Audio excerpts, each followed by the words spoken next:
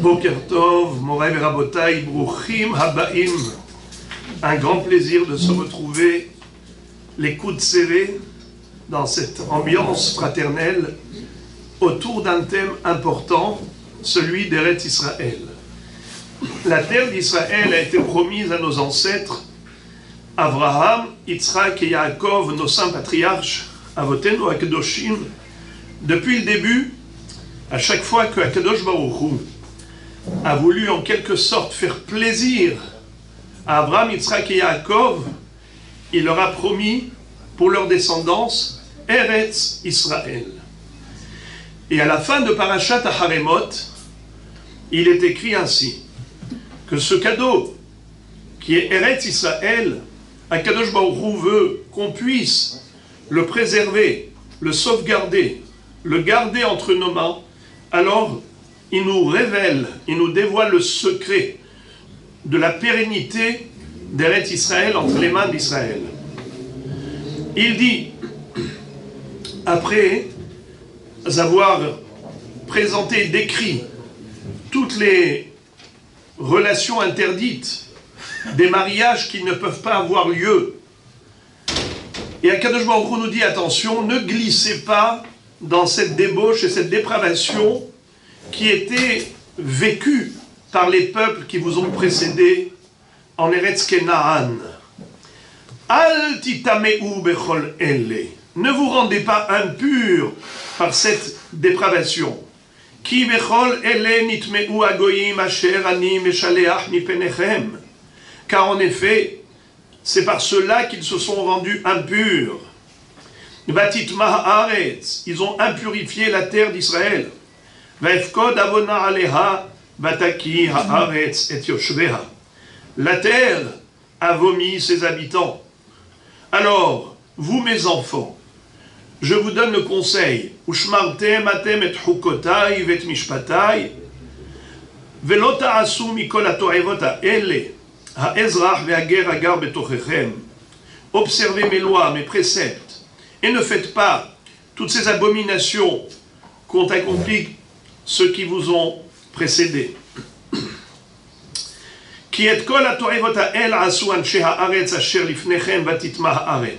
C'est ce qu'ils ont fait.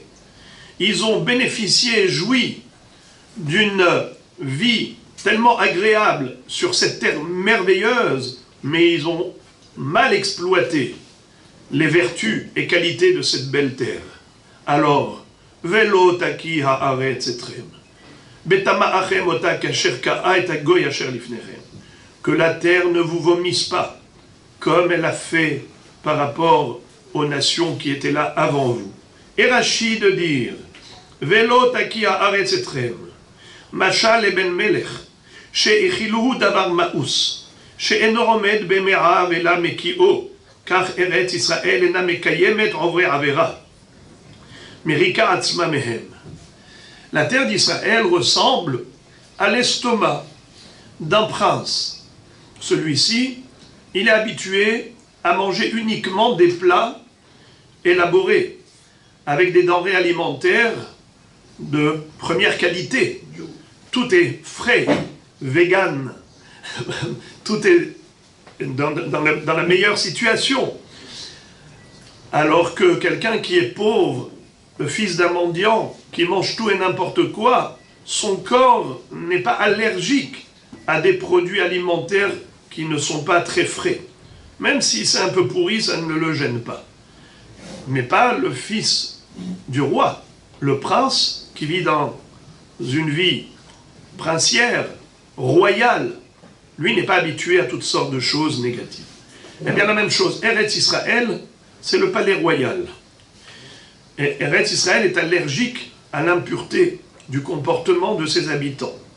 Automatiquement, dès que la terre ressent qu'on veut la rendre impure, elle réagit. Et c'est là qu'il y a des problèmes. Alors, maintenant, je vous ai invité pour une étude d'un texte extraordinaire écrit par un chacham, un tzaddik que j'ai connu. Il s'appelait Rabbi Rachmiel Kram. Il est décédé il y a peut-être 2-3 ans. Il habitait Ashdod. C'est quelqu'un qui parcourait le monde pour apporter du chizouk à ses frères. Quelqu'un de plein de Ahavat Israël qui a beaucoup œuvré dans le monde de la Teshuvah. Alors voici ce qu'il écrit dans son livre Vetalmudo Beyado. À propos de ce verset justement. Velo taki haaretz etrem betama'achem otah kasher ka'a et agoy asher lifnechem. Miyom shegala am Israël me'artzo lo ityaesh me'olam milachzor el nahalat avotav. Depuis son exil, depuis qu'Israël a été chassé, viré de son pays, il n'a jamais perdu l'espoir de revenir un jour. Il a gardé l'espérance pendant des millénaires. Mesher shalosh pe'amim mideyom itpalel. 3 fois par jour, dans ses prières, ce peuple demande à Dieu Vetehezena enenu beshuvcha letzion berachamim. Que nos yeux puissent mériter de voir ton retour à Tzion avec ta pitié.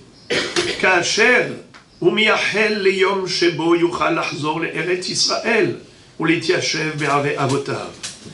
Avec le profond désir qu'un jour viendra et qu'il pourra s'installer à nouveau dans la terre promise à ses ancêtres et s'y installer confortablement. Ergazo, cette nostalgie, מצאה את ביטויה בהתנהגות שונות של גדולי ישראל שבכל הדורות. Ça s'est exprimé par différents comportements des גדולי Israël durant les générations. בזמן תקופת האמוראים היה רבי אבא מנשק את צלעיה של עכו. La Gemara dans Ktubot, page 112, nous raconte que Rabbi Abba il allait caresser les rochers de la ville de Akko et il les embrassait. Rabbi Chia bar Gamda haya mitpalesh ba'afara shel Eretz Israël. Lui carrément, il se roulait dans le sable de la terre d'Israël.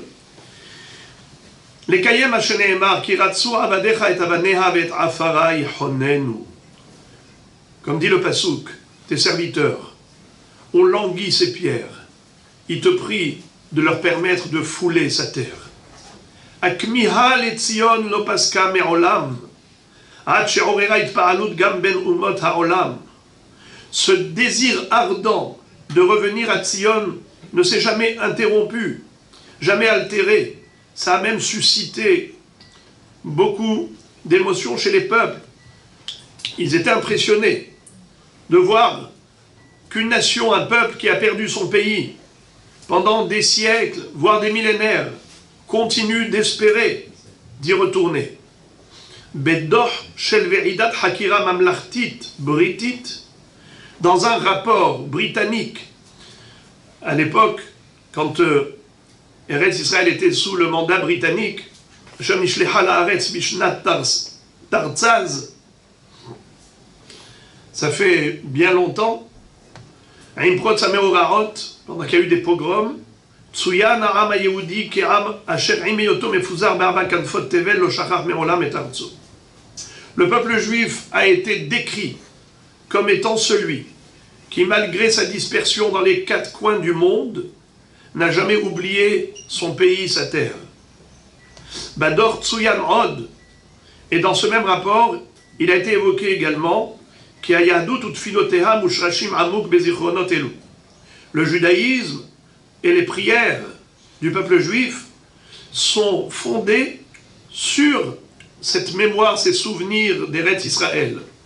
Ils ne pensent qu'à leur terre et ils ne prient que pour cela, de pouvoir y revenir un jour. Daïlizgor Nirtav Sham, et dans ce même rapport, il est raconté qu'il y a Yehudim mitpalelim la Geshem.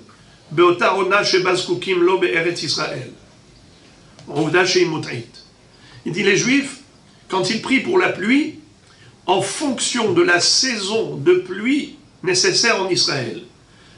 C'est faux, car nous le savons que Barech Alenu, en Chutz La'aretz, c'est 60 jours après la Tkufat Tishri. En Israël, on commence à demander la pluie déjà 2 semaines après.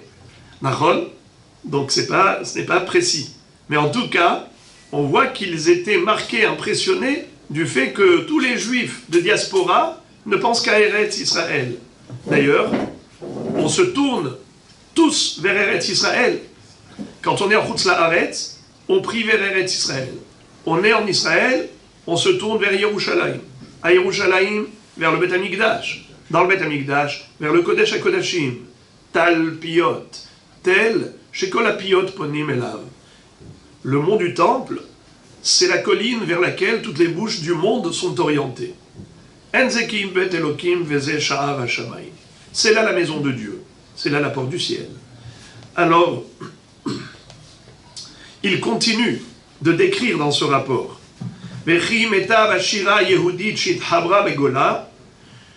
Toutes les poésies, les poèmes qui ont été composés par toutes sortes d'auteurs juifs en diaspora, mitkufat harishonim ve'ad tkufot meucharot, hadura b'shifa aza leshivat Tzion.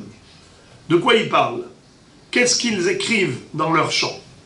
Dieu, quand est-ce que tu nous délivreras? Quand est-ce que tu nous permettras de revenir en Eretz Israël? À Gada Amamit, il y a même une légende populaire qui a Kessar Napoléon itpael me'od mimar'eh Yehudim amkonenim al churbanam b'tisha b'av, que Napoléon, l'empereur français, dans les rues de Paris, c'était un jour de Tisha B'Av, elles étaient obscures, et il entend des voix qui retentissaient à partir d'une synagogue. Et il a dit, qu'est-ce qui se passe ici? Il a dit, les Juifs éteignent la lumière ce soir-là, et dans l'obscurité, ils pleurent et ils se lamentent pour la destruction de leur saint temple. Il a dit, il y a combien de temps de cela? Il lui a dit, il y a 1700 ans. Et il a dit, Itbater, il s'exprimait en disant, Kiram, un peuple, Amesugal les Shamer Bezirono Horban Itrahesh, Elef Ushva Meot Shana Kodem Lachen, Muftach Lo Ki Yashuv Le'artso Beyom Minayamim. Un peuple qui a été capable de sauvegarder dans sa mémoire une destruction qui a eu lieu 1700 ans plus tard et garantie de retrouver un jour sa terre, son pays, son Saint-Temple. Ve'ut Tzadak, il a eu raison. Helek Katan Me'aram Shav Le'artso. Une partie du peuple juif est déjà revenue sur sa terre. Ça fait 74 ans. Même plus. C'est-à-dire officiellement l'indépendance depuis 74 ans. Mais petit à petit, le Yishuv, l'installation en Israël, s'organisait. החלק האחר ישוב בקרוב עם בואו של מלך המשיח, אשר יוליכנו קוממיות לארצנו. Et nous espérons très bientôt la venue du Mashiach pour amener tous les exilés des quatre coins du monde, Be'ezrat Hashem. Ki me'olam lo ifsaknu litpalel al kach. On n'a jamais arrêté de prier pour cela. Ici, il raconte, je vous la fais courte, que Rav Yosef Chaim Zunenfeld, le grand rabbin de Yerushalayim, c'était un Kadosh Elyon, un Talmid Chacham Atsum. Rav Yosef Chaim Zunenfeld était quelqu'un qui non seulement ne mentait jamais, mais ne supportait pas les menteurs, ni même un mensonge, quel qu'il soit, et pour n'importe raison pour laquelle on mentirait. Alors, qu'est-ce qui s'est passé? Il a dit, il y a une seule chose pour laquelle je permets de ne pas dire avec exactitude la réalité telle qu'elle est conçue, c'est lorsque les Anglais, sous le mandat britannique, ne permettaient pas aux Juifs d'arriver en Israël pour s'y installer, ils avaient permis uniquement à ceux qui étaient natifs d'Israël, ceux qui étaient nés en Israël, donc avaient le droit du sol, cela pouvait s'installer ici. Mais il ne permettait pas à n'importe qui de l'extérieur d'arriver ici. Il les refoulait à la frontière. Alors qu'est-ce qu'ils faisaient les gens? Les Juifs essayaient de falsifier des documents pour montrer qu'ils sont nés en Israël. Quand on a posé la question à Rav Yosef Chaim Zunenfeld, est-ce permis? Mais c'est un mensonge. Il a dit, ce n'est pas un mensonge, vous pouvez le faire. Pourquoi? Il a cité un pasouk. Le pasouk est le suivant. Ou letzion ye'amer, ish va ish yuladba. Ish ve ish yuladba. À Tzion, qui est né là-bas? L'homme et l'homme. Ish ve ish. Et la Gemara de dire Ehad hanoladba ve ehad hametzape lirota. C'est-à-dire, pas seulement celui qui est né physiquement en Israël s'appelle résident d'Israël, mais celui qui attend impatiemment de pouvoir l'intégrer, cette terre, eh bien c'est comme s'il est né ici. Le jour où il arrive, il a l'impression d'y avoir passé toute sa vie. Alors, le Rav maintenant nous dit que dans la littérature juive, dans le Talmud, nous retrouvons combien de halachot qui sont relatives à Eretz Israël. À part les mitzvot liés à la terre sainte, tout ce qui est relatif à la terre, l'agriculture, comme la terouma, le maaser, la shemita et la chala, tout cela, ce sont des mitzvot qui sont applicables uniquement en Eretz Israël. La chala en chutz la'aretz, c'est midera banan, c'est juste en souvenir d'Eretz Israël. Mais à part cela, il nous dit que, par exemple, dans Maseret Gittin, on nous enseigne, bien que Shabbat, on n'a pas le droit de solliciter un goy, je n'ai pas le droit de dire à un goy d'écrire ou de faire un travail interdit pour moi Shabbat, sauf les exceptions que vous connaissez, on ne va pas y revenir là-dessus, mais il est permis de demander à un goy de signer chez le notaire un acte d'achat d'un appartement en Israël. Pourquoi? Pourtant c'est assourd de faire travailler un goy pendant Shabbat. Mais pour la mitzvah de Yishuv Eretz Israël, c'est permis. On retrouve encore des halachot qui ne sont pas forcément relatives à la terre, c'est-à-dire à l'agriculture, je veux dire.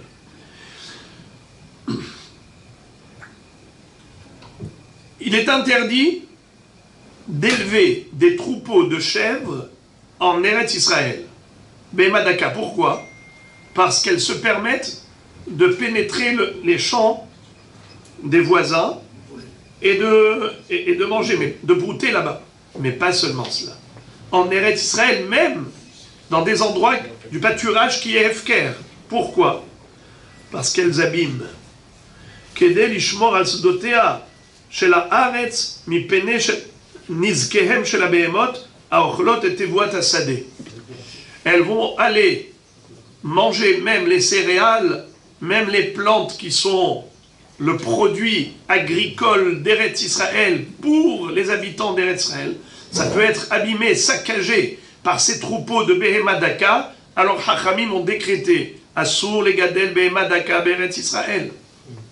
Ou encore, pour ne pas abîmer les vignes et les oliviers d'Eretz Israël, on ne se servait pas comme combustible pour le Mizbeach, pour les sacrifices sur l'autel dans le Beth Amikdash, on n'utilisait pas le Geffen et le Zaït pour le Esh HaMa'aracha.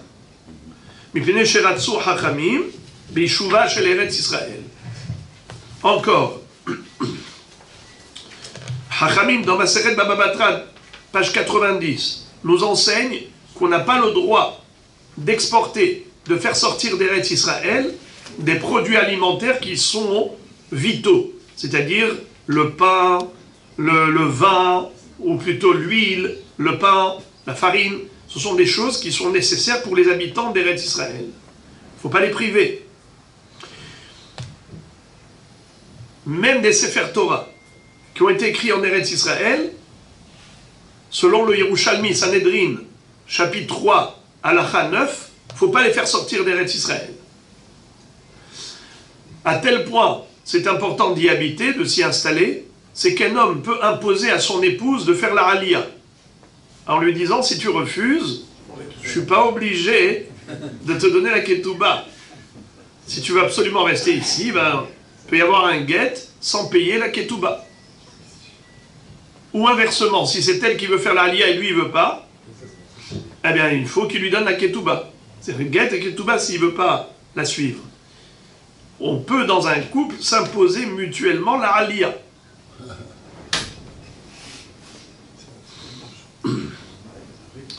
Est-ce qu'on a le droit de quitter Eretz Israël pour des raisons économiques? La Gemara dans le Baba Batra nous dit que seulement si ça a doublé. C'est-à-dire que ce qui coûtait 100 shekels, maintenant coûte 200 shekels. Et d'après d'autres, même dans ce cas, tant qu'on a de quoi se payer, donc que le Bitoah Leumi vous assure, c'est-à-dire que si vous en avez les moyens, donc ce n'est pas un argument pour pouvoir se permettre de quitter Eretz Israël.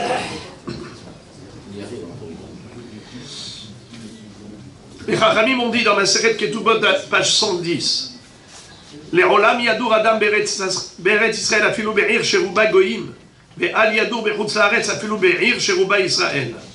Un homme doit habiter Eretz Israël, même si c'est une ville dont la majorité des habitants sont goy, plutôt que d'habiter en Chutz La'aretz, même si la majorité des habitants sont Israël. Shekol Adar Be'eretz Israël domé kemi shen lo Eloah. Kol Adar Bechutz La'aretz domé kemi...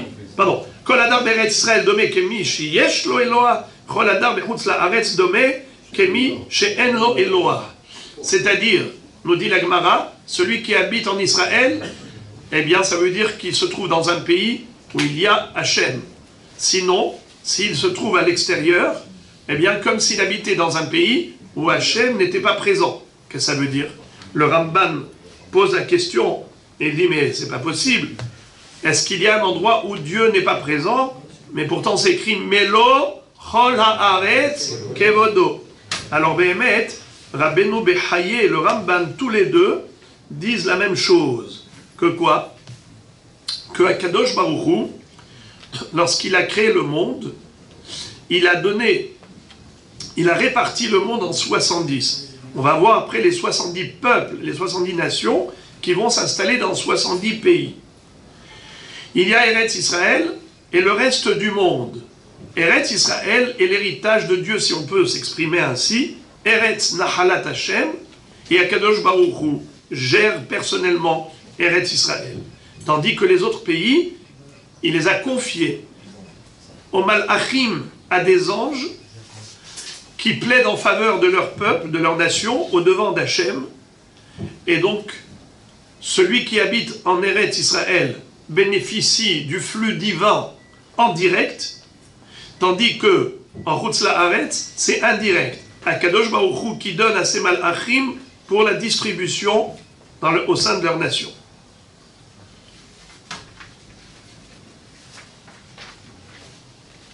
Alors, jusqu'où ça va? Ça va aller très loin. Il va dire le lien avec Akadosh Baruch Hu en Eretz Israël, comme dit le Pasuk dans Parashat Ekev, Eretz, Asher Hashem Elokecha Doresh Ota, Tamid Ene Hashem Elokecha Ba, Mereshit Hashana Ve'ad Acharit Shana. Une terre dont les yeux d'Hachem sont rivés sur elle en permanence, du début de l'année jusqu'à la fin. Ce Kesher Elyon, Shebo Mitkacher Adam Elohav, Anevoa, Afu, Mekomo Davka Beret Israël. On sait qu'il existe au sein du peuple juif un phénomène qui n'existe nulle part ailleurs, c'est la prophétie. Le peuple juif a mérité d'avoir à profusion des prophètes. Des prophètes, c'est-à-dire des gens qui ont mérité la révélation divine. Ça, c'est une chose qui n'existe pas ailleurs. Il y en a eu un. Bilham, le prophète des nations. Kadosh Baruch Hu leur a donné ce cadeau juste pour leur démontrer qu'ils ne le méritaient pas, qu'ils ne méritent pas la névoie. Voilà, il y en a eu un. Qu'est-ce qu'il a fait? Est-ce qu'il a entraîné son peuple vers Hachem, vers le service divin? Au contraire. Il les a incités à la débauche, à la prostitution. Donc plus jamais Akadosh Baruch Hu ne leur a fait cette fleur, cette faveur. La névoie existe en Israël, chez le peuple juif. Mais même chez le peuple juif, uniquement en Eretz Israël. Mechilta, Shemod Perek Yudbet, il est dit, עד שלא נבחרה ארץ ישראל היו כל הארצות כשרות לדיברות, ולכן התנבאו משה ואהרון בארץ מצרים, למרות היותה חוץ לארץ. אך כאשר נבחרה ארץ ישראל כארץ הנעלה מכל הארצות, נפסלו כל הארצות מאפשרות להתנבא בהם, ומעתה אין הנבואה שורה על הנביא אלא בארץ ישראל. C'est-à-dire, tant que Israël n'était pas entré en Eretz Israël, alors la prophétie était possible même en Égypte. Ce fut le cas avec Moshe Rabbeinu Aaron HaKohen. Ce fut le cas dans le désert, quand Moshe Aaron avait la révélation divine. Israël a mérité la révélation d'Hachem sur le mont Sinaï. C'est parce qu'on n'était pas encore arrivé en Israël. Mais la Mechilta nous dit, depuis que nous sommes arrivés à destination à bon port, en Eretz Israël, désormais la Nevoua, la prophétie, est liée à la Terre Sainte. Quelle en est la preuve? Le prophète Jonas, lorsque Dieu lui a demandé d'aller apporter un message prophétique aux habitants de Ninive, pour leur dire que si ils ne feraient pas Teshuvah, s'ils ne faisaient pas Teshuvah, alors la ville serait détruite. Qu'est-ce qu'a fait Yona? Il a eu très peur. Il a dit, si je vais leur transmettre ce message, je le sais, ils vont faire Teshuvah. Car les Goïm sont crevés Teshuvah. Dès qu'on leur fait peur, dès qu'on les menace, eh bien ils réagissent.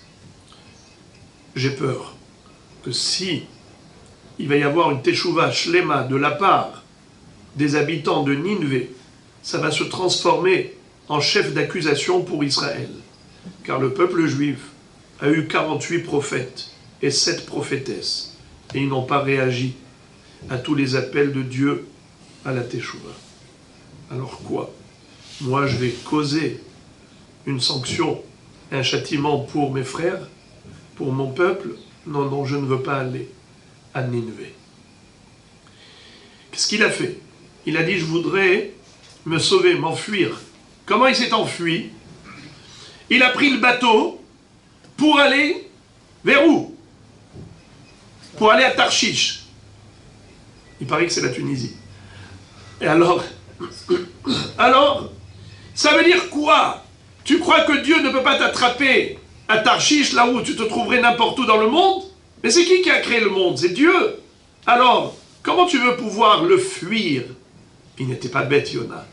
Yona, c'était pas de la stupidité. Il a dit, je sais que la prophétie n'a lieu d'être qu'en Eretz Israël. Alors je vais quitter Eretz Israël, comme ça Dieu va arrêter de me parler. Il ne va plus me demander d'être le porteur d'un message prophétique pour les habitants de Nineveh. Il connaissait le secret de la prophétie en Israël.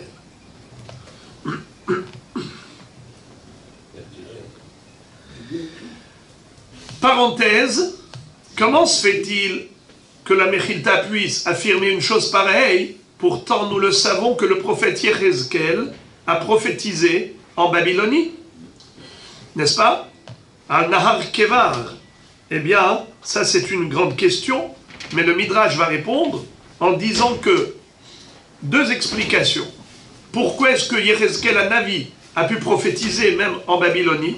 C'est parce qu'il était déjà prophète en Israël.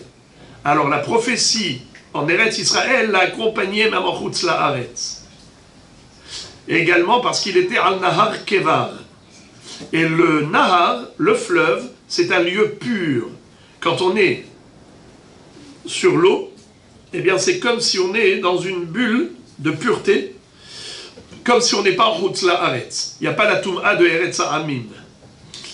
Mais cette question va être posée par le Raphaïm Paladji, qui va dire, alors dans ce cas-là, comment le prophète Jonas a cru qu'il allait pouvoir fuir Dieu, fuir la prophétie. Mais puisqu'il était prophète en Israël, donc la prophétie peut avoir lieu également en Chutz La'aretz, et puisque lui aussi était dans l'eau, puisqu'il a pris le bateau, eh bien sur le bateau également, il va avoir la prophétie. Mais moi je pense que la réponse, par rapport à l'eau, c'est qu'il voulait aller Tarshisha. Tarshish, on est déjà sur la terre. Et peut-être que c'était un endroit qui était particulièrement tamé, et il pensait que là-bas, la prophétie n'aura pas lieu. D'ailleurs, Tarshish, c'est l'endroit où il y a beaucoup d'argent, beaucoup d'or, des mines d'or. C'est comme ça que le Gaon de Vilna nous dit que, par rapport à plusieurs psukim, on voit que le Zahav de Tarshish, là-bas c'était un endroit où il y avait d'argent à profusion. Vous connaissez, vous, aujourd'hui, une ville qui est très riche, et à cause de leur richesse, ils se permettent toutes sortes de comportements négatifs. C'était ça, Tarshish. Alors, Yetera Mizot. Écoutez quelque chose de très beau. Vous savez qui est-ce qui a écrit le livre de Yechezkel? La prophétie de Yechezkel, elle a été écrite par qui? Pas par Yechezkel lui-même. Même s'il a pu prophétiser encore en Babylonie, car il avait commencé à prophétiser en Israël, mais son livre n'a pas pu être écrit en Chutzala Haaretz. Par qui il a été écrit? Par Anshe Knesset Agdola, les sages de la grande assemblée, quand ils sont revenus en Eretz Israël lors de la reconstruction du deuxième temple, après les 70 années d'exil babylonien. Eh bien, figurez-vous, c'est à ce moment-là qu'on écrit le livre des prophètes. On ne peut pas écrire un livre de prophètes en Chutzla Haaretz. Même la Megillat Esther n'a pas été écrite en Chutzla Haaretz. Gam Sifré Daniel, le livre de Daniel. Daniel, pourtant, il a prophétisé en Chutzla Haaretz. Son livre a été écrit avec la Megillat Esther par Anshe Knesset Agdola, une fois qu'ils sont revenus avec Ezra Sofer en Israël. D'ailleurs, nous dit le Gaon de Vilna, c'est un pasouk mefourach dans le livre des Lamentations des Jérémiades. Dans Megillat Echa, composé par Irmia Navi, qu'est-ce qu'il dit? Malka vesareha bagoim en Torah, gam nevi'eha lo matz'u hazon me Hashem. Lorsqu'on a été exilé en Babylonie, eh bien on a perdu la qualité de l'étude de la Torah et on a perdu la prophétie. Gam nevi'eha lo matz'u hazon me Hashem. Mais après, le Rav nous explique que c'est vrai qu'on a perdu la prophétie, mais il reste une dimension de ce qu'on appelle Ruach HaKodesh, l'Esprit Saint. Beaucoup de Gdolim, de Tzadikim, même en Chutzla Haaretz, avaient des inspirations de l'Esprit Saint, du Ruach HaKodesh, comme le Harizal, la Kadosh. Écoutez une très belle histoire de l'époque du Harizal de Rabbi Yosef Karo. Vous savez qu'à Tzfat, à Safed, on avait tout un groupe de Chachamim autour du Harizal, autour de Rabbi Yosef Karo. Mais Rabbi Yosef Karo n'était pas là au début. Il était à Constantinople. Ce fut un soir de Chag HaShavuot. Il était avec ses élèves, un petit groupe. Il n'était même pas minyan. Et lorsqu'ils sont arrivés à Hatzot, à Parashat Vaet Hanan, il y a eu une révélation d'un ange qui enseignait la Torah, qui a été créé par l'étude de la Mishnah, des Mishnayot de Rabbeinu HaKadosh, et cet ange se révélait à lui et lui enseignait de la Torah à Rabbi Yosef Karo. Seulement, c'était toujours en privé. Figurez-vous que dans la synagogue de Rabbi Yosef Karo, quand il était encore à Constantinople, là-bas, il a eu une révélation en public. C'est-à-dire qu'ils étaient tous dans le Beth Midrash, il y a eu une lumière qui a éclaté dans la salle et une voix qui sortait de la bouche de Rabbi Yosef Karo. C'est-à-dire même sans parler, il y a une voix qui sortait. Et cette voix, qu'est-ce qu'elle disait? Je suis l'ange créé par les Mishnayot de Rabbi Yosef Karo. Je viens pour vous dire et vous encourager votre étude de Torah. Vous avez une chance inouïe. C'est que pendant cette nuit de Shavuot, vous étudiez la Torah dans un tel niveau, vous êtes en train de faire plaisir à Hachem et de procurer une telle satisfaction à Kadosh Baruch Hu comme il n'a pas eu depuis fort longtemps. Dommage que vous n'êtes pas en Eretz Israël. Dommage que vous n'êtes pas minyan. Ils étaient en Chutzla Haaretz, donc ils ont 2 jours de Shavuot. Ils ont veillé une deuxième nuit. Et ils ont une deuxième révélation. Et c'est même avant Hatzot. Et il leur a fait des éloges extraordinaires. Mais écoutez ce qu'il leur dit. Il leur dit, Ashrechem Banaï, vous pouvez vous estimer heureux, mes enfants. Donc il parle au nom d'Akadosh Baruch Hu. Shuvu elimutchem ve'al tafsiku rega. Retournez à votre étude, n'arrêtez pas un instant. Ve'alu le'eretz Israël, montez en Israël. Ilo kol ha'itim shavot. Tous les moments ne sont pas identiques. Aujourd'hui, vous avez une ouverture, c'est le moment de la Aliyah. Ve'en ma'atzor le'oshia berav ubim'at. Akadosh Baruch Hu peut vous apporter son soutien, que vous ayez de gros ou petits moyens. Ve'enechem al tachos al kelechem. Il ne faut pas avoir pitié de tout ce que vous possédez en chutz la'aretz. Ki tuva aretz ha'elyona tochelu. Vous allez pouvoir bénéficier de la bonté, des bienfaits de Eretz ha'elyona. Ve'im tovu shmatem tuva aretz ha'i tochelu.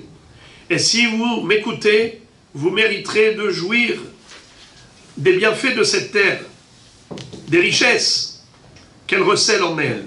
Lachen maharu ve'alu. Faites vite et montez en Israël. Ki ani ha'mefarneset lachem, ve'ani ha'farnesrem. La Shechina leur dit, c'est moi qui vous donne la parnassa en chutz la'aretz. C'est moi qui vous donnerai la parnassa en Eretz Israël. Tout cela figure dans les écrits de Rabbi Shlomo El-Kabatz, qui était l'auteur de l'Echadodi Likrat Kala, qui faisait partie des élèves de Rabbi Yosef Karo. Et ils sont montés à Safed. Ils ont été à Tzfat. Ils ont été en Eretz Israël. Là-bas, on avait, je vous lis, juste pour rappeler quelques Gedolim qui étaient là, comme le Hari Akadosh, le Harizal, le Maharit, Mahari Berav, Rabbi Yaakov Berav, Mahar al-Bah, Rabbi Levi ben Haviv, le Mabit, Rabbi Yosef, Rabbi Shaya Terani, Rabbi Moshe Cordobero, le Ramak, le Maharam al-Shich, Rabbi Moshe al-Sheikh, Rabbi Haim Vital, le Radbaz, Rabbi David ben Zimra, Rabbi Betzalel Ashkenazi qui a écrit le livre de Shita Mekubetzet, plus tard Rabbi Haim ben Attar, et tout le Yishuv Yehoudi avec Rabbi Haim Abul Afia, Bekitsour. Voilà comment ils ont obéi, se sont exécutés et ils ont accompli, ils ont relevé ce défi. Eretz Israël, nous dit le Rav, de la même façon qu'elle est le lieu de la révélation prophétique, elle est également le lieu de la réussite dans l'étude de la Torah. Il n'y a pas comme la Torah d'Eretz Israël. Hachamim disent à propos du Pasuk, Uzehav haaretz hahi tov. L'or de ce pays, c'est de l'or fin. C'est de quel or on parle? On parle de l'or spirituel, la Torah. Zehav haaretz hahi, en Torah qui est Torah d'Eretz Israël. Avira de Eretz Israël mahkim. L'air et l'atmosphère d'Eretz Israël rend intelligent. Écoutez ce qu'écrit le Reshit Chochma. C'est extraordinaire. Il cite le Pasuk, le Midrash sur le Pasuk, Dirshu Hashem ve'uzo, bakeshu panav tamid. Amar Rabbi Yossi ben Halafta, le Rabbi Ishmael bere. Rabbi Yossi a dit à son fils Rabbi Ishmael, Mevakesh ata lirot shechina ba'olam hazeh. Tu veux mériter la révélation de la Shechina dans ce monde? Asok baTorah be'eretz Israël. Étudie la Torah en Israël. Comme il est dit, Dirshu Hashem ve'uzo bakeshu panav tamid. C'est-à-dire, Dirshu Hashem ve'uzo. La Torah nikret oz. Shnemar Hashem oz le'amoiten. La Torah s'appelle la force de Dieu. Hashem oz le'amoiten. Dirshu Hashem ve'uzo. Bakeshu panav tamid. Eretz Israël shneemar ba. Tamid ene Hashem elokecha ba. Tu veux mériter la révélation de la Shechina. Tu veux mériter d'évoluer dans la Torah. Dirshu Hashem ve'uzo. C'est ça ce que tu réclames. Cette proximité avec Dieu. Alors Bakeshu panav tamid. Alors allez-y, le solliciter dans le lieu du tamid, où il est là en permanence. Eretz asher Hashem elokecha doreshota. Tamid ene Hashem elokecha ba mereshit hashana ve'ad acharit shana. Et le Rav dit, on voit de nos jours. C'est comme ça que disait le Rav Dessler, qu'on voit de nos jours combien des jeunes qui s'investissent dans l'étude de la Torah atteignent des sommets de la connaissance en Torah qui sont impressionnants. Ils connaissent tout le chasse et en profondeur, c'est extraordinaire. Le Gaon de Vilna, c'était son rêve. Il a entamé un voyage, il s'est investi dans un périple qui était très dangereux, et il a dit, je suis prêt à tout pour arriver en Israël. Il n'est pas arrivé. On ne sait pas pourquoi. Il n'a pas réalisé son rêve. Mais grâce à lui, il y a eu 3 aliyot qui ont été sous son impulsion. Mais écoutez ce qu'il va écrire dans un courrier personnel à sa famille. Il va leur dire, ne vous inquiétez pas pour moi, je vous en prie.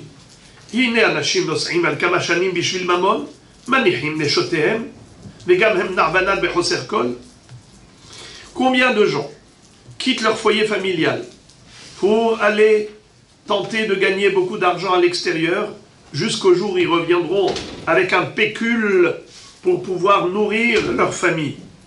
Moi, grâce à Dieu, je vais, pas pour de l'argent, moi je vais pour aller en Eretz Israël, Eretz HaKedosha, She'akol Metzapim Lir'ota, Hemdat Kol Israël, Hemdat Hashem Itbarach. Mais moi je voyage vers Eretz, la Terre Sainte, celle que tout le monde attend l'occasion de pouvoir la voir. Même Moshe Rabbeinu, il a demandé à Berana Ver'e, et à Akadosh lui dit, tu ne pourras pas rentrer, mais tu pourras au moins la voir. Hemdat Kol Israël, c'est la convoitise de tout Israël. Hemdat Hashem Itbarach, c'est le joyau de Dieu. Kol ha'elyonim ve'atachtonim tshukata melea, les êtres célestes et terrestres. Tout le monde veut venir en Israël. Voyez-vous que juste dans l'endroit du mont du Temple, tout le monde essaye de s'agripper, de s'agglutiner autour. Chacun essaye d'implanter, toutes les religions essayent de marquer là-bas leur empreinte. Ve'ani nosea beshalom baruch Hashem. C'est comme ça que le Gaon de Vilna continue en disant Hinachti yeladai, j'ai laissé mes enfants, chez Libi, Romer Alehem, que j'aime tant, Bechol Sfarai Yekarim, et tous mes livres, tellement précieux, Ve'aiti keger be'eretz acheret ve'inachti akol. J'ai été comme un étranger à l'extérieur, comme un exilé, j'ai tout abandonné que pour Eretz Israël. Le Gaon de Vilna n'était pas le seul à avoir exprimé son désir ardent d'y arriver. Même s'il n'a pas réussi. Mais grâce à lui, on a eu les Talmidim de Hagra, Rabbi Israël de Shikelov. C'était son élève illustre. Dans les années Taksar, Tafkouf Aïn, 10 ans après la mort du Gaon de Vilna, et déjà depuis l'expulsion des Juifs d'Espagne, a commencé l'installation en Israël, le Yishuv d'Eretz Israël. Je ne sais pas si vous avez déjà passé un Shabbat à Tzfat. Vous avez déjà passé un Shabbat à Safed, je vous le conseille. Faites l'expérience. Ce qu'on appelle Tzfat Aratika. Tzfat Aratika, c'est la vieille ville de Safed. Là-bas, toutes les rues sont des rues de l'époque du Harizal, de Rabbi Yosef Karo. Et vous avez des synagogues de cette époque. Les synagogues qui portent leur nom. Et ils ont essayé de conserver, de préserver la dimension et le caractère authentique. Et quand tout le monde se retrouve là-bas dans une esplanade, au centre de la ville, un grand kikar, et qu'on aimait Kabel Shabbat à l'extérieur, et qu'on chante les Chadodi, il y a un monde fou. Et tout le monde ensemble, je peux vous dire qu'on a l'impression de s'y retrouver 5 siècles en arrière, de vivre avec eux. C'est une atmosphère de l'air pur. On a l'impression de palper la Kedusha là-bas. C'est Machéo. En tout cas, il dit Mechatchea Yishuv Betiveria ou Bitzfat. Les élèves du Baal Shem Tov ont innové l'installation à Tibériade et à Tzfat. Benehem Ayu Admourim, il y avait des grands Admourim. Rabbi Menachem de Vitebsk, Rabbi Abraham de Kalisk, Rabbi Dov Ber de Ovrich. Tous ceux-là se sont installés à Tibériade, à Tzfat. Mais Ongaria הגיעה עלייה של תלמידי החתם סופר, רבי אברהם שאג, רבי יוסף חיים זוננפלד, רבי עקיבא יוסef Schlesinger, tout cela. Même le Chafetz Chaim, vous savez que le Chafetz Chaim, il avait déjà annoncé à sa Keïla, bye bye, ça y est, je vais en Eretz Israël. Et malheureusement, juste après, sa femme est tombée malade. Il a dû s'occuper d'elle. Ils étaient déjà un couple âgé. Quand elle a guéri, lui est tombé malade. Il n'a jamais pu réaliser son rêve. Et Rabbi Sar Zalman Meltzer, il avait un petit-fils, ici à Yerushalayim. C'est un grand Rosh Yeshiva. Il a écrit des livres merveilleux, Even HaAzel. Lui, son petit-fils, quand il passait chez lui Shabbat, alors son épouse, la mamie, racontait des histoires au petit-fils du Chafetz Chaim. Et elle lui a dit que le Chafetz Chaim a raconté que pourquoi Dieu ne lui a pas permis de pouvoir concrétiser ce dont il a tellement rêvé, c'est parce que quand il a annoncé son départ, il a dit « je vais partir en Israël », il a oublié de dire « Be'ezrat Hashem », avec l'aide de Dieu. Il a senti que l'aide d'Akadosh Baruch Hu ne l'a pas accompagné. Il a eu les bâtons dans les roues. Le Rabbi Sar Zalman, le grand-père, qui était à la salle à manger en train d'étudier, il va vers la cuisine et il dit « Mamie, tu as oublié de rajouter quelque chose. Tu as raconté l'histoire à notre petit-fils, mais complète. Quoi? Que le Chafetz Chaim, à chaque fois qu'il disait quelque chose qu'il allait faire, il disait Be'ezrat Hashem. Même quand il s'agissait d'aller de la cuisine à la chambre à coucher, il disait à son épouse Be'ezrat Hashem, je vais aller dormir. Be'ezrat Hashem, je vais aller. Jamais il n'oubliait, pour une fois, qu'il a oublié que Shborou lui a fait payer ça dans ce monde.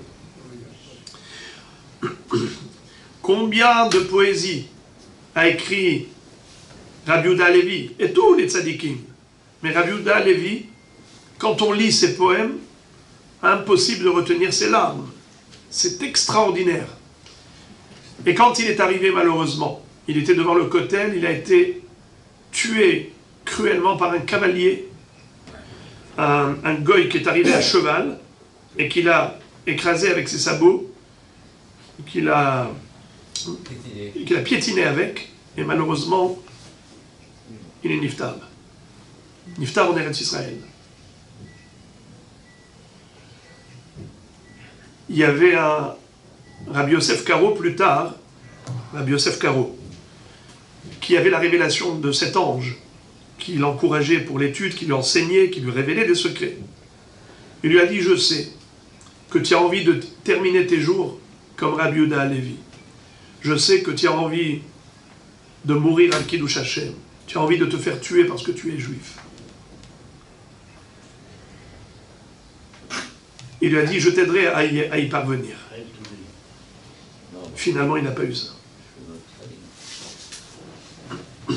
Et on dit que Rabbi Yosef Karo n'avait pas besoin de mourir al Kiddush Hashem. Tout ce qu'il a diffusé comme Torah en Israël, le Shulchan Aruch et le Bet Yosef, c'est une vie complètement consacrée à Kadosh Baruch Hu. Adam ki yamut ba'ohel.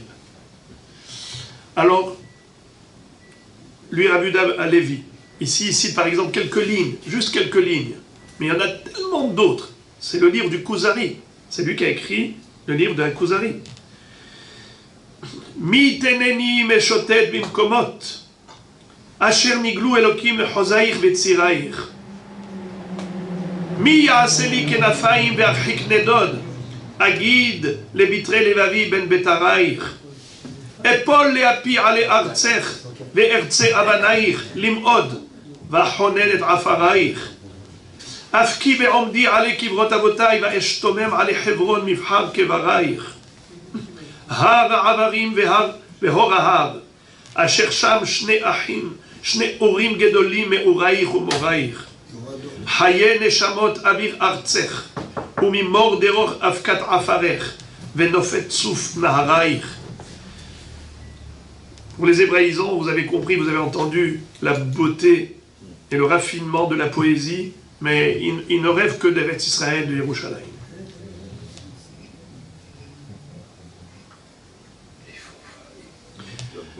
Elle s'appelle Nachalat Hashem.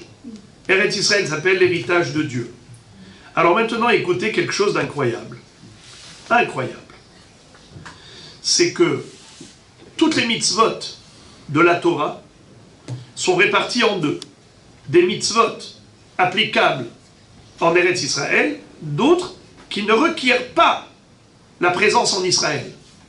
C'est ce qu'on appelle mitzvot ateluyot ba'aretz ou bien chovat haguf.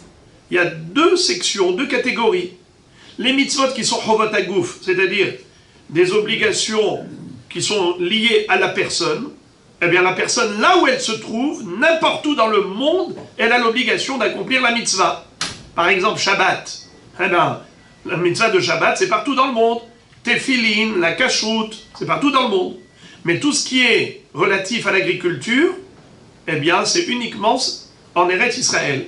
Quand on a des champs agricoles en Israël, eh bien là, on a les mitzvot relatives à la terre. Les korbanot, forcément, en Eretz Israël, Beth Amikdash. Mais écoutez le chidouche du Ramban qui développe ce midrash. Et Rashi le dit en quelques mots, mais les gens ont du mal à comprendre et expliquer ce Rashi. Écoutez ça. On le dit dans le Kriyat Shema, 2 fois par jour, 3 fois par jour. Hishameru lachem, penifte levavchem. Prenez garde, ne vous laissez pas séduire par votre cœur qui veut vous égarer. Vesartem va'avatem Elohim acherim v'ishtahavitem lahem. En vouant un culte à des idoles étrangères. Ve'hara'af Hashem bachem, ve'atzar et hashamayim, ve'lo yematar, ve'adama lo titen et tibula. Alors la colère divine peut éclater, il retiendra la pluie, et la terre ne produira pas sa récolte. Et vous allez être immédiatement chassés de la terre d'Israël, la bonne terre, Asher Hashem noten lachem, que Dieu vous a offerte.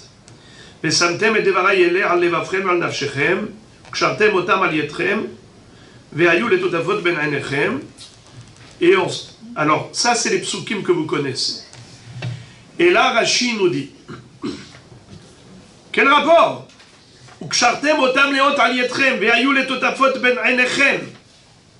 Il dit à Torah metzavakan al mitzvah tefilin, uchtaftam al mezuzot betecha. Elle parle de la mezouza. Pendant qu'Israël se trouve banechav, en diaspora, Rashi cite le Sifri, c'est un midrash. Afle ahar shetiglu, heyu metsuyanim bemitzvot, hanichu tefilin, ve'asu mezuzot, kede shelo yu lachem hadashim, keshetachazru. Renu omer atzivilach tzionim. C'est-à-dire, Akadosh Baruch Hu nous demande d'accomplir les mitzvot, même dans la diaspora, afin que, quand on reviendra en Israël, que les mitzvot ne soient pas étrangères et qu'on y soit familier avec les mitzvot. Comme il est dit, Hatzivilar Tzionim, fais-toi des repères. Ne perds pas les repères. Donc accomplis les mitzvot même en Chutz La'aretz. C'est quoi cette histoire-là? Mais on vient de dire qu'il y a des mitzvot qui ne sont pas relatives à la terre, relatives à l'homme. Alors, les tefillin, les mezuzot, c'est pas relatif à la terre. Mazé.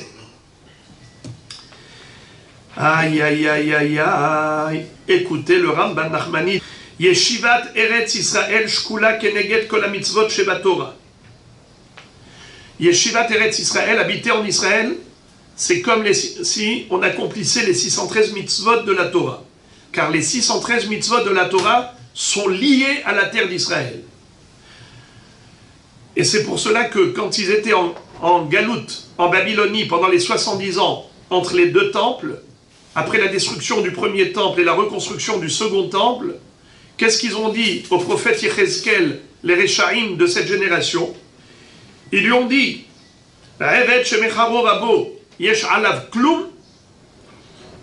pourquoi tu voudrais qu'on accomplisse ces mitzvot en diaspora? Mais Dieu nous a vendus aux autres peuples, on est soumis aux nations. Est-ce que maintenant on doit faire les mitzvot? Quel est le sens de cette objection? C'est quoi cet argument? Alors le Ramban nous dit qu'en effet, Ikar kol mitzvot la yoshvim be'eretz Hashem. Comme ça dit le Ramban, c'est des mots très forts. Ki Ikar kol mitzvot la yoshvim be'eretz Hashem. le principal des mitzvot, le écart des mitzvot, l'essentiel des mitzvot, c'est pour ceux qui habitent en Israël. Qu'est-ce que ça veut dire? Mais pourtant, il y a une obligation. Alors, il explique comme ça. On sait que Rabbi Chaim de Volojine, l'élève du Gaon de Vilna, a écrit un livre qui s'appelle Nefesh HaChaim. Et il écrit au nom du Harizal qu'il est kol mitzvah koach miyuchad lif'ol perulot habonot be'olamot ha'elyonim. Chaque mitzvah a un impact. Lorsque nous accomplissons une mitzvah ici, on met les téphilines par exemple, on fait une bracha par exemple, on étudie un mot de Torah, eh bien sachons que ces petits gestes qui ont lieu dans ce monde qu'on appelle le microcosme, dans ce petit monde, eh bien c'est comme des interrupteurs. On a 613 interrupteurs. Vous appuyez sur un bouton ici, vous éclairez des mondes là-haut, vous construisez des univers spirituels qui sont le produit de vos mitzvot. Ça veut dire que chaque mitzvah produit un éclairage spirituel dans les hautes sphères célestes auxquelles nous, on n'a pas accès. Mais nous, on appuie sur ces boutons. Alors il dit bien sûr que au niveau action, l'action, elle est la même partout. Tu dois mettre les téphilines en Chutz La'aretz comme tu mets les téphilines en Eretz Israël. Tu dois être Shomer Shabbat et Kashrut en Chutz La'aretz comme en Eretz Israël. Au niveau de l'obligation, il n'y a aucune différence pour les mitzvot qui sont relatives à la personne. Le juif, partout et à tout moment, doit servir Dieu. Mais c'est le produit de l'action. C'est l'impact de l'acte. C'est l'effet qui est produit par les mitzvot en Eretz Israël. C'est d'une toute autre dimension. C'est ça la Kavanah. C'est ça ce que veut dire le Ramban. Ki ikar kol mitzvot la yoshvim be'eretz Hashem. Ceux qui sont installés en Eretz Israël, eh bien, eux ont ce zéchout là. Alors, Moré et Rabotai, on conclura en disant merci Hashem de nous avoir permis de nous retrouver ici, en Eretz HaKodesh, de joindre l'utile à l'agréable. Vous avez non seulement le beau soleil de Natania et les vagues de la mer Bleue qui vous clignent des yeux à chaque fois quand vous passez en voiture et que vous voyez ce bleu de l'océan, de la mer Méditerranée qui rejoint le bleu du ciel. Et là on se rappelle Trele domé le Yam domé le Rakia, Verakia domé le Kisei HaKavod.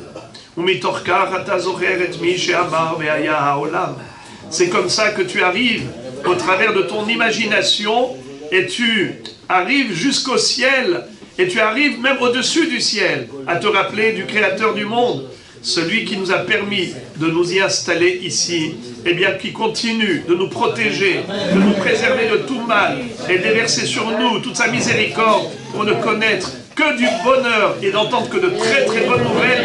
Amen et Amen.